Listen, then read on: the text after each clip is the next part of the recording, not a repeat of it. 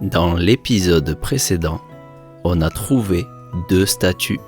Une était sur l'île aux Cygnes et l'autre était dans le musée d'Orsay. Dans cet épisode, nous allons continuer de chercher les statues de la liberté cachées dans Paris. Mais avant ça, je vais finir mon dessert. J'ai pris la spécialité de la maison, une crêpe Nichols. Elle a un nom un peu spécial, mais en fait, elle est très simple. Une crêpe, de la banane et de la chantilly. Très simple, mais excellente. Ici, nous sommes dans le 6e arrondissement de Paris. Aujourd'hui, il y a beaucoup de jeunes dans les rues. Je pense que ce sont des étudiants. Je crois qu'il y a des universités pas très loin. J'aime bien regarder les jolies portes en bois. Et à Paris, il y en a beaucoup. Les artisans qui les ont fabriquées sont de vrais artistes. Regardez celle-ci.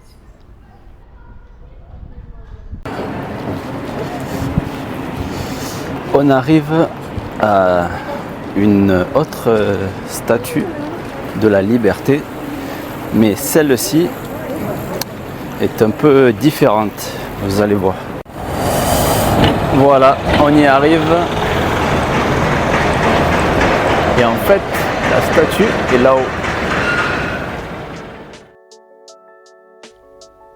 La statue est cachée sur le torse de ce centaure. Un centaure est une créature mythologique. Elle a le corps d'un cheval et le torse d'un humain. Pour la prochaine statue de la liberté, on va aller au jardin du Luxembourg. Et celle-ci sera un peu plus grande.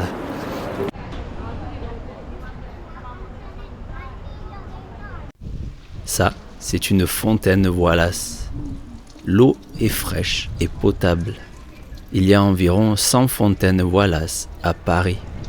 Elles ont été financées par un philanthrope britannique dans les années 1800 pour permettre l'accès à l'eau potable à tout le monde.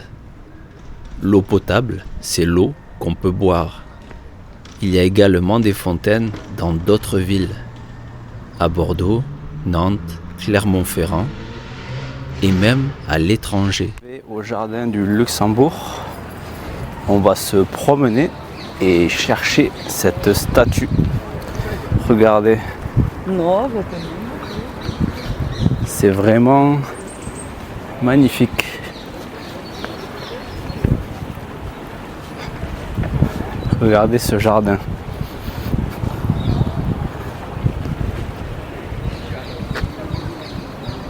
C'est très beau. Et aujourd'hui, le ciel est bleu. La lumière est parfaite pour filmer des petites vidéos. J'ai vraiment de la chance parce qu'il fait beau. Je filme ces vlogs avec une GoPro. J'ai remarqué que ma GoPro fait de très jolies vidéos quand il y a beaucoup de lumière.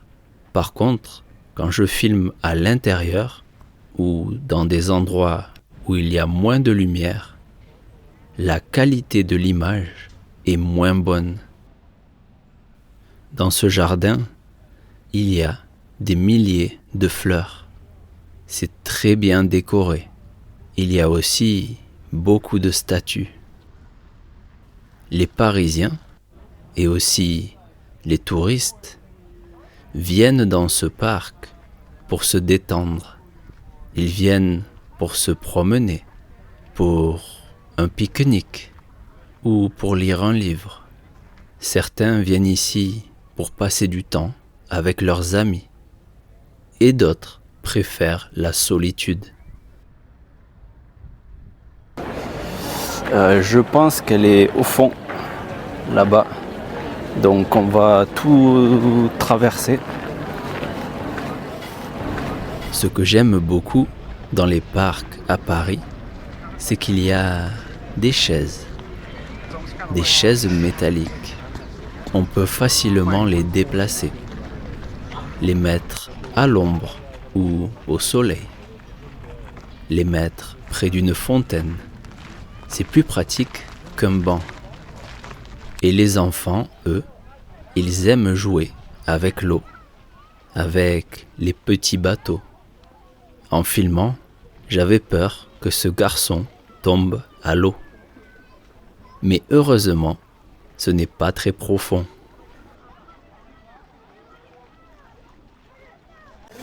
Il y a beaucoup de statues, mais ce n'est pas celle-ci. Ce n'est pas non plus celle-là, ni celle-là. Je vais devoir marcher un peu plus pour la trouver. Je pense qu'elle est derrière les terrains de tennis. Voilà, je crois que je l'ai trouvée. Elle est en face de moi, à 100 mètres. Donc je vais me dépêcher et aller la voir. C'est notre 4e statue. Je suis très content de l'avoir trouvée. Ça n'a pas été très compliqué. Et la balade a été vraiment agréable. J'aimerais bien revenir avec mes amis pour un pique-nique dans ce parc. C'est bon, on a 4 statues. Il nous en manque 2. Mais les 2 sont au même endroit. Donc on va les trouver facilement. On va prendre le métro et on y est dans demi-heure. On va prendre le métro pour aller au musée des arts et métiers. C'est là que se trouvent les 2 dernières statues.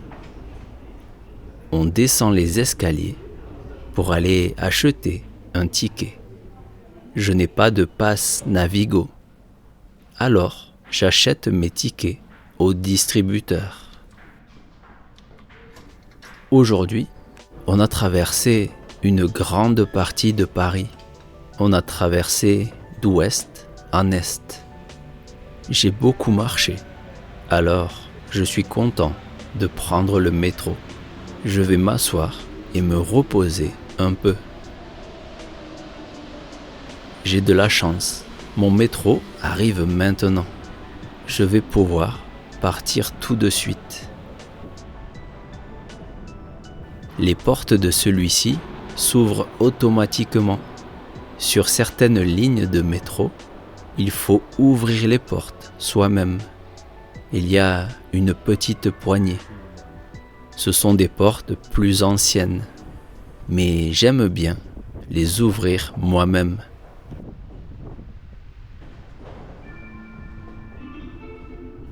On monte le dernier escalier et on sera très proche du musée des arts et métiers. Et regardez devant moi, une fontaine Wallace.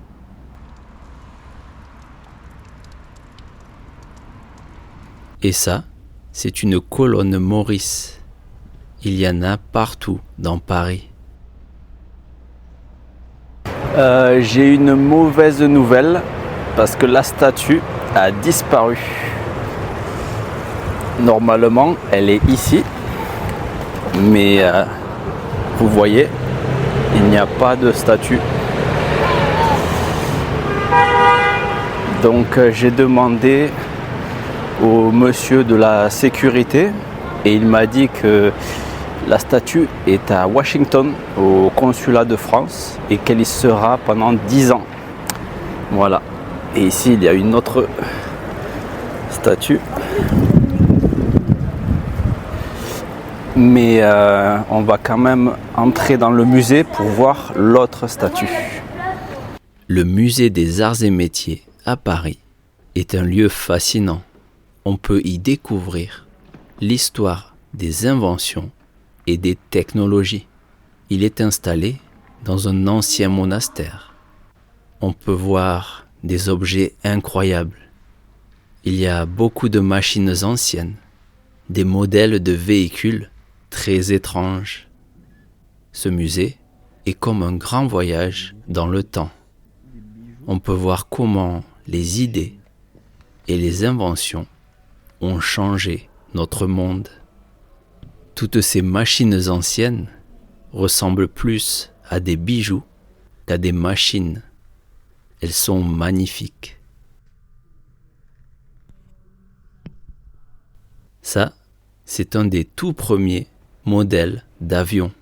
Il s'appelle Avion 3. C'est assez incroyable de voir qu'en un peu plus d'un siècle, la technologie a énormément évolué. Cet avion volait à peine, mais aujourd'hui, on peut faire Paris-Shanghai en vol direct. Ce musée est installé dans un ancien monastère et on peut voir que l'architecture de ce monastère est vraiment superbe. Regardez cet escalier. Et s'il y a quelqu'un à Washington, n'hésitez pas à aller voir la Statue de la Liberté et prenez une photo. J'espère qu'ils en prennent soin. Et voilà la Statue de la Liberté. On va monter pour aller la voir.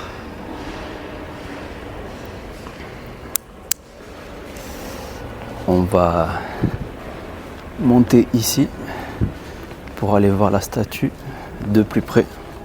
La voici, notre belle statue de la Liberté. On peut la voir de très près. On peut presque la toucher.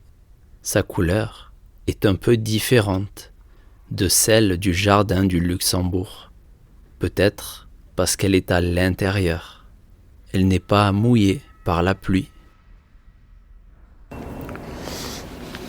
Et ça, derrière moi, qu'est-ce que c'est? C'est une voiture ou un avion? En fait, c'est une voiture à hélice. C'est écrit ici, hop, voiture à hélice. Vraiment impressionnant. Il y a même un moteur de fusée. C'est la fusée française Ariane. Je n'avais jamais vu autant d'inventions et de technologies en une seule journée. J'aurais bien aimé passer un peu plus de temps dans ce musée. Il faudra que j'y retourne.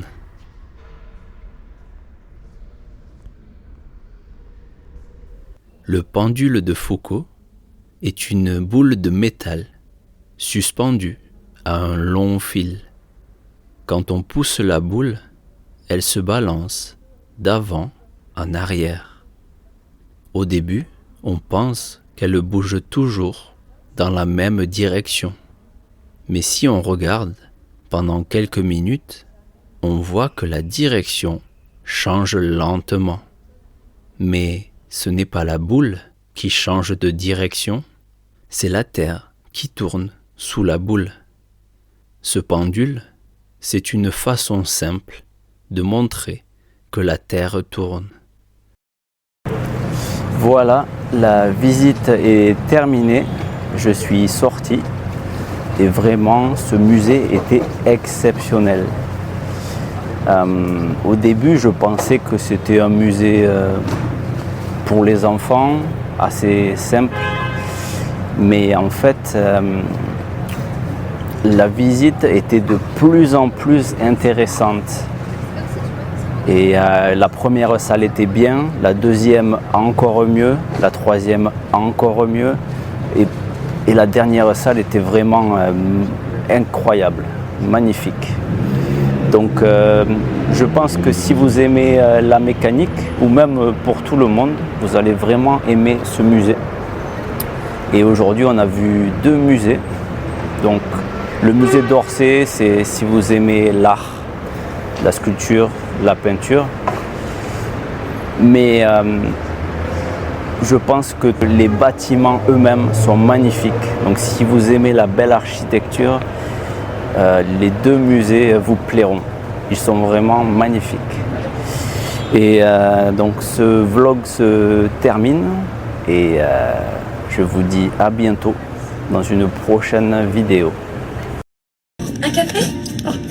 Oui, Du sucre? non, You speak very good French. gracias.